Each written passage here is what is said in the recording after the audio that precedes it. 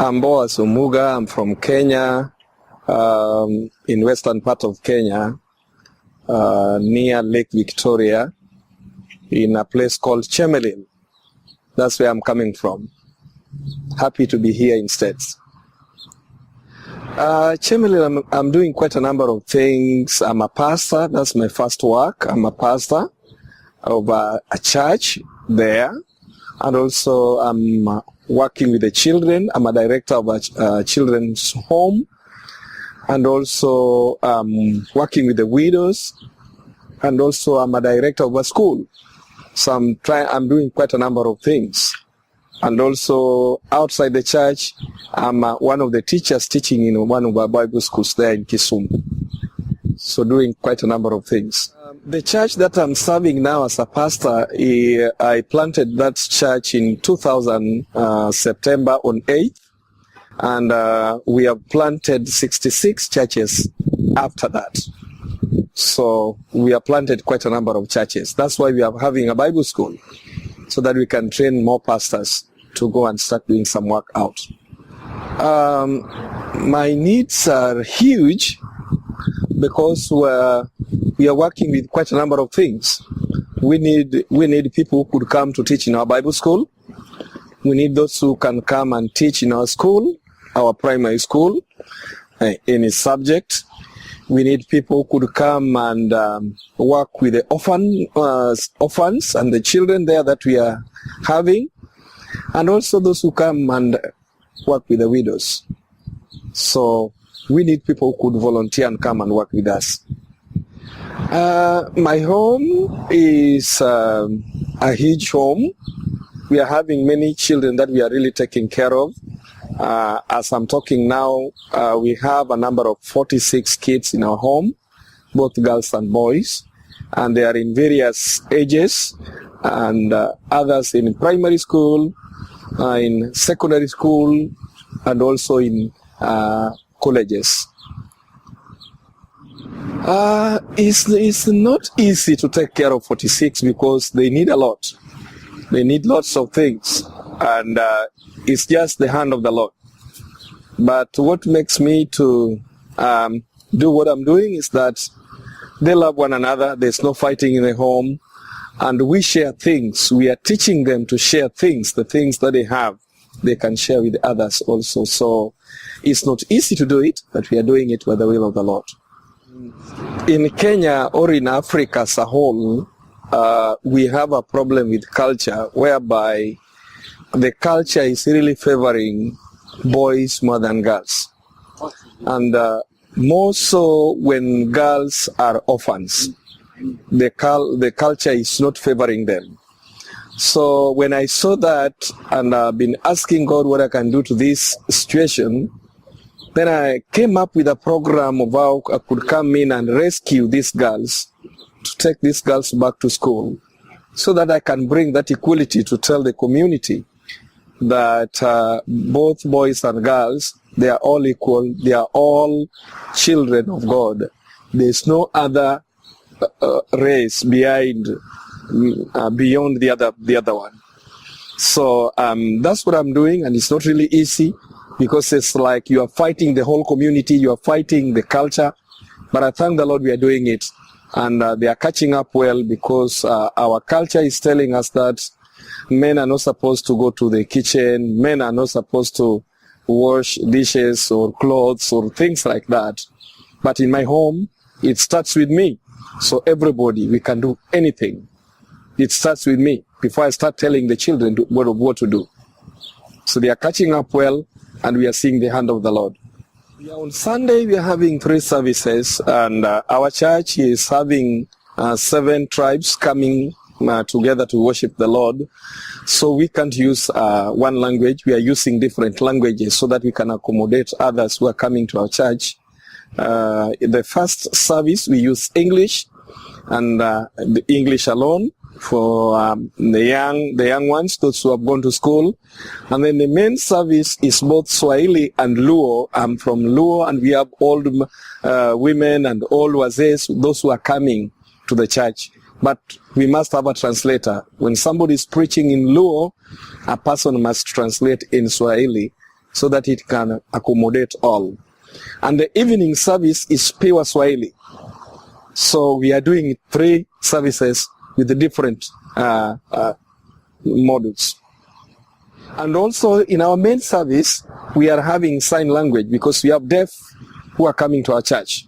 So in the main service, we put deaf people in the first row with a translator, translating to them everything we are going through our worship service. So it's like we are having 2 services in one service. So, and they are catching up well. We are having close to 11 deaf who are coming to our church right now, and we are having 3 translators for them, so they can switch to one another after a while. They can really help one another during the service.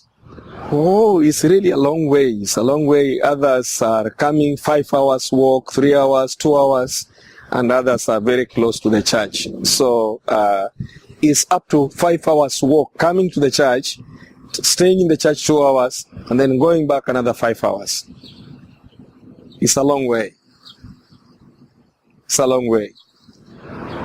Water is one of the challenges that we have. We have water right now, but it's like a seasonal water. When we have a dry season, it dries up, so we don't really have water. And during rainy season, we have enough water. So we have water in our place, but it's not a permanent one. Sometimes we don't really have water, which is enough and clean to drink. I would love if I could get somebody who could come and teach our people how to do the agriculture, the skills of doing a modern agriculture. We are missing that. So if somebody is interested to come and teach our people how to do the agriculture, that would also help us to sustain our people. I would love to say that we welcome anybody with any skill that can come and help us to do the work of God there.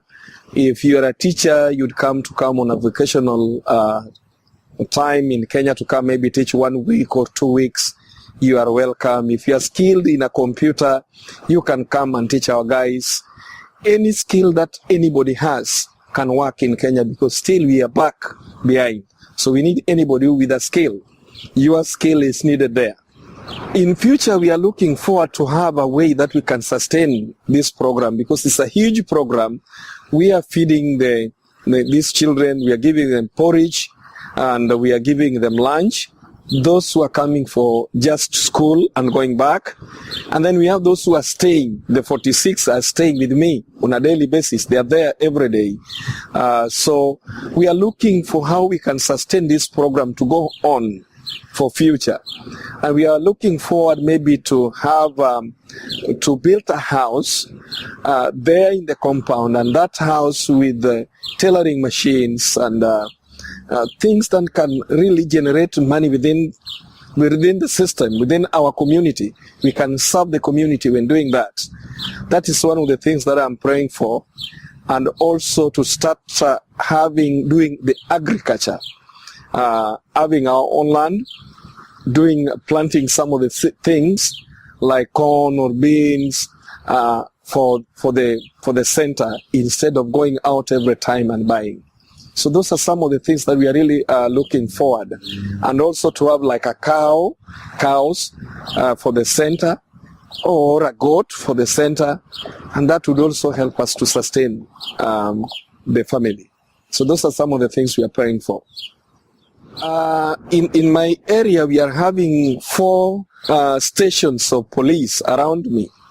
All of them, they used to call me almost every time when the parents are having problems with their kids, because they can't handle that. So my work is to go talk with them, and sometimes I take them with me a month or 2 months so that I can take them. I can talk to them, understand their problem, and mainly after leading them to Christ, because most of them have led them to Christ. And after that, I can just take them back home. So every time the police are giving me a call to go and assist them, So it's like every time I'm doing something somewhere to the community. I just want to say thank you guys for having me here, and I'm looking forward for anybody who'd be willing to come. If you can come maybe a month, you can stay with me in my home. Welcome. We just get around and try to do some of the things that we can do. You will not stay in an hotel when you are coming to as a volunteer. Maybe for a month or 2 months, we'll look for you a place to stay. Maybe a week or 1-2 weeks, maybe you can talk about that, but you are highly welcome. If you have any gift that you think you can come and serve God with, highly welcome.